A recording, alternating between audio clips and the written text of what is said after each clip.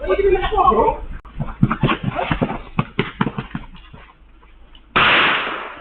Yes.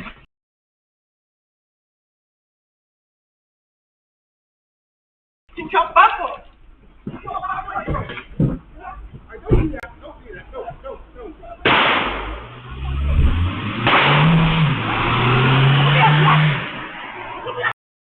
So there's an interesting story that's recently been in the news in regards to a shooting incident that went down in Birmingham. But the reason I wanted to highlight this story is because I want to know what you guys think on the sentencing, given the circumstances surrounding this whole situation. This story is a fairly short one though, because the person in question, Mickelle Sharp, recently pled guilty, meaning there was no lengthy trial to go over.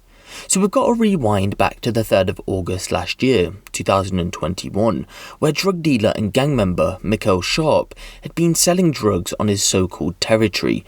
We don't know too many details leading up to the shooting itself, other than a Seat Leon had pulled up to Camp Lane in the Handsworth area of the city, and Mickelle got inside.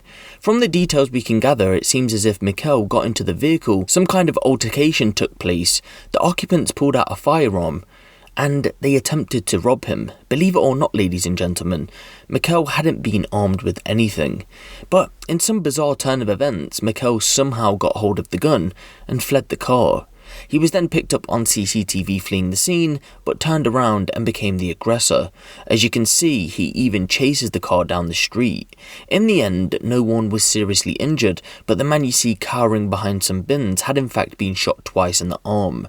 That man would take himself to hospital with those gunshot wounds, and when police arrived at the scene, they found the Seat Leon parked outside with a bullet hole in the door.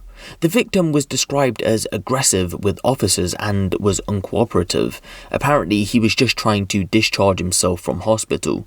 Police were soon at the site of the shooting though, and that's when they recovered that CCTV, which has since been released to the public.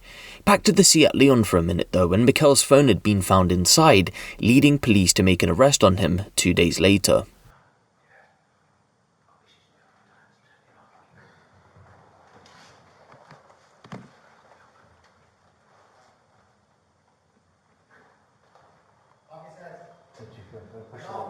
Hello? On police? Yeah. Okay, I want you to slowly open the door with hands up, nothing in your hands, okay? Okay, show me your hands. Open the door a bit more. Show me your hands, open the door. Open the door. Walk towards me. Keep your hands there. Stop, turn around.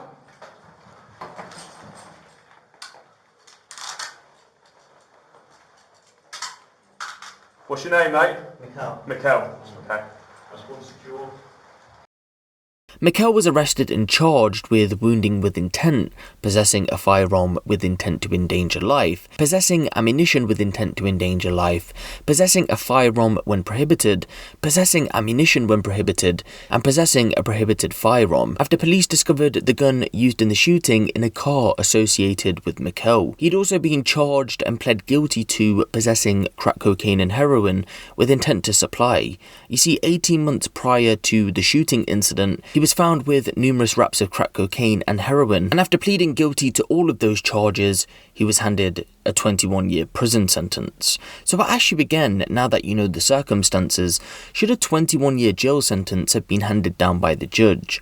Remember, this wasn't his gun, he wasn't armed with anything, and in fact, he was being chased until I think he realised the gun was loaded.